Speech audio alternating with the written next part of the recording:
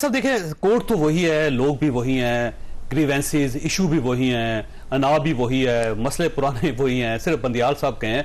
तो अब काजी साहब इसको बैलेंस आउट कैसे करेंगे? सर बड़ा फर्क है, मैं आपको बताऊं, यही ले लें प्रैक्टिस एंड प्रोसीजर एक्ट, और वो उसको सर बेंच बनाया था उन्होंने, बेंच बनाया, बेंच की फॉर्मेशन देख लें और उसके बाद उसको सस्पेंड कर दिया, स्टे दे दिया। आज एक भी ठीक ठाक फैसला है पूरे अब, पूरा। अब एक बंदा चेंज हो गया, फर्स्ट उमर अताब बंदियाल साहब रिटायर हो गए, अब आगे काजी फाइज। अब चेंज देखें क्या है, वो कह रहे हैं जी कि मैं खुद अपने इख्तियारात देना चाहता हूं, I am ready for it. मैं नहीं समझता कि एक जज को इख्तियार देना चाहिए कि वो बेंचेस तश्कील करे और 184(3) का फैसला करे। दिस इज चेंज, जमीन आसमान की चेंज है। एक बाद भी चीफ जस्टिस हजरात होंगे, हो सकता है वो इख्तियार अपने पास रखना चाहते हो जब आप वंस फॉर ऑल ये फैसला, जब वो खुद वॉलंटियर हो रहे हैं देने के लिए, तो अपने तौर पर ना ये अदालत पूरी को कह रहे हैं चेंज की बात है। देखो, ये कॉन्स्टिट्यूशनल ऑब्लिगेशंस है and he is holding a constitutional position, और ये 3 ऑर्गन्स है जो एक दूसरे पे चेक एंड बैलेंसेस प्रोवाइड करते हैं। आइन ने मुझे अगर जिम्मेदारी दी कि आप रूल्स बेटे और आप बेटे, मैं कौन होता हूं मैं कहूं कि मैं आपको पावर दे रहा हूं? There is no concept of giving away my power, न लो न दो। जो पावर आपको कानून और लॉ के मुताबिक मिली है, फिर एक्सरसाइज उनकी करें। वैसे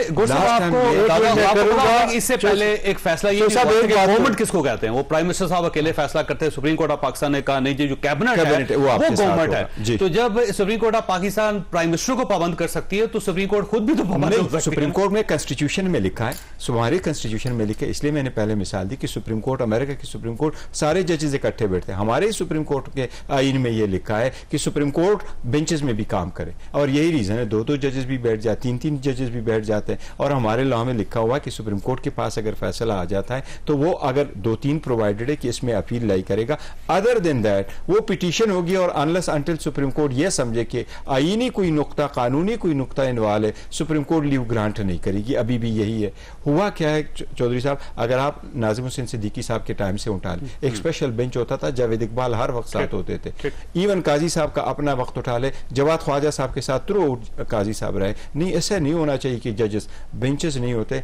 लोग क्या एतराज करना शुरू कर जाते हैं जब पॉलिटिकल क्वेश्चन आ जाते हैं और बाज लोगों का इंटरेस्ट होता है, उनको पता चलता है केस तो है नहीं, तो बेंच पे अटैक करो। ये एक डिस्पेल होना चाहिए कि ये बेंच पे जो अटैकीज है ये नहीं। इसके लिए आपको अपनी पार्टी नहीं, जिस पार्टी की वकालत कर रहे हैं उनको समझाना पड़ेगा। नहीं चौधरी साहब, वो देखे, वो आपका एक आईनी हक है। अगर मैं कहूं कि कहीं बाइस, नहीं सर, जो लॉ के मुताबिक है, उमर अदरवाइज हो जाना अमर फारूक साहब नहीं, पर्सनल नहीं सर, आप उनकी वो ट्रोलिंग देख लें, आप सारे फैसला निकाल के। उससे पहले वो जब अदम एतमाद का इशू था, तो आप उसकी ट्रोलिंग निकाल के देख लें सर। आदम एतमाद का देखें, आदम एतमाद का फैसला हुआ तो जो यही जो रिटायर्ड चीफ जस्टिस है उमर अताब बंदियाल साहब, और ये जो इम्पोर्टेड हुकूमत है, उन्होंने क्या बोला? उन्होंने कहा था जी कि हम आज बहुत खुश है कि नजरिया जरूरत इसी चीफ जस्टिस ने दफन कर दिया, और बाद में कह रहे थे इमरान खान साहब और फवाद चौधरी साहब क्या कह रहे थे, आपको याद है उस वक्त? अगर वो निकाले ना अपने पुराने कुलीग के ख्याल था। अच्छा भाई मलिक साहब कि ये अब बहुत सारे केसेस, हमारे 90 दिनों के अंदर इलेक्शन एक बहुत बड़ा सवाल है। अगर वो आइन और कानून की पासदारी करते हैं, जैसे आज उन्होंने कहा कि मैंने हल्फ उठाया हुआ है, तो उनको 90 दिनों में इलेक्शन करवाने पड़ेंगे। फिर इसके अलावा ऑफिशियल सीक्रेट एक्ट है, फिर आर्मी एक्ट का केस है, मिलिट्री कोर्ट्स का केस है, अब बहुत सारे मिसिंग पर्सनस हैं और सियासी गिरफ्तारियां हैं। तो यहाँ पे कैसे बैलेंस आउट करेंगे, मुझे समझ नहीं आ रही। वैसे मेरा ख्याल है कि कोई उनके लिए इशू नहीं है कि जो उनके साथ माजी में रहा है, उस वक्त की हुकूमत, एस्टेब्लिशमेंट, मीडिया सारे खिलाफ थे। तो अब ये प्रेशर तो उनके लिए कोई इशू नहीं रहा, और वो चीफ जस्टिस हैं, और बेंच अगर एक सीनियर मोस्ट का 5 का बना देते हैं या फुल कोर्ट बना देते हैं, जो मेजॉरिटी होगी उसका फैसला प्रिवेल करेगा। उनके कोई ऐसा लग रहा है कि मौजूदा चीफ जस्टिस का ये नहीं है कि वो एक पार्टी को फायदा उन्होंने देना है या आगे फ्यूचर में, उन्होंने सिर्फ ये देखना है कि वो आइन के मुताबिक आइन और हिस्ट्री उनको कैसे जज करेगी 13 महीने में। तो वो इस मामले में बिल्कुल क्लियर हैं, उनको बड़े कॉन्शियस हैं कि जी ऐसा फैसला मैं नहीं देना जो है वो अगर किसी को फायदा देने के लिए या किसी को नुकसान देने के लिए। और अगर पीटीआई को, नून लीग को उम्मीद है, तो पीटीआई को भी उम्मीद होनी चाहिए, और बजाय इसके कि कोई जो इंटरनल पॉलिटिक्स में, चाहे नून लीग वो एक धड़े के साथ हो रही है या पीटीआई एक धड़े के साथ हो रही है, या वो किसी एक धड़े की हमायत में कोई पिटीशन लेके जा रही है, उन चीज़ों में जजेस वो आपस में उनके खिलाफ हैं वो ख़त्म हो जाएंगे, लेकिन सियासी जमातों को पार्लियामेंट के साथ खड़ा होना चाहिए, पार्लियामेंट की सुप्रीमेसी के साथ खड़ा होना चाहिए। अब पाकिस्तान बार कौंसिल तो पार्लियामेंट की सुप्रीमेसी के साथ खड़ी है, लेकिन हम देख रहे हैं कि लार्जेस्ट पार्टी जो है PTI वो कहती है कि नहीं, पार्लियामेंट की कॉम्पिटेंस नहीं है कि वो जो है वो कानून बना सके। अब ये बड़ी वैसे हैरानगी है। नहीं, ऐसी बात नहीं। अगर आप ये कहना सुप्रीम कोर्ट को, अगर आप ये कहो पिटीशन फाइल करें, जो PTI की पिटीशन नहीं, अदरवाइज लेकिन मैं भी सपोर्ट करता हूँ। अगर आप सुप्रीम नहीं, वो ठीक है, मैं तो कह रहा हूँ, लेकिन अगर आप सुप्रीम कोर्ट में पिटीशन लेके ये कहें कि सर ये गैर आईनी काम हुआ है, तो हम पार्लियामान की सुप्रीमेसी ही चाहते हैं। देखो, पार्लियामान कानून साजी कर सकती है, लेकिन पार्लियामान के पास लामुतनाही पावर नहीं कि जैसे ब्रिटिश पार्लियामेंट की तरह जो बना लिया तो कर लिया। कानून पार्लियामेंट ने बनाना है आईन के तकाजों के मुताबिक, आईन की हुदूद के दिए गए। अच्छा, वैसे आप ये समझते हैं कि प्रैक्टिस एंड प्रोसीजर बिल जो है ना, ये गैर आईनी है? मैं ये समझता हूँ गैर आईनी है, इसलिए कि आईन ये कहता है कि सुप्रीम कोर्ट की पावर आपने एक्सपेंड करना है। आर्टिकल 184 सुप्रीम कोर्ट के अंदर ही है सर, वो कौन सी उन्होंने निकाले तो सही ना। मैं कह रहा हूँ आर्टिकल 184 की पावर आपने एक्सपेंड करना है, तो जो लेजिस्लेटिव बिल बना हुआ उसका क्लास कह रहा है कि आपने उसके मुताबिक आईन में तरमीम करनी है, ना कि लॉ के मुताबिक करना है। इतनी सी बात है। क्यों वैसे पचा क्या इशू क्या है आईन और कानून और तब्दीली और एक्ट? मूड पॉइंट ये है, आज अंडर डिस्कशन भी रहा आर्टिकल 191, उसके तहत वो लिखा हुआ है subject to constitution and law. ठीक।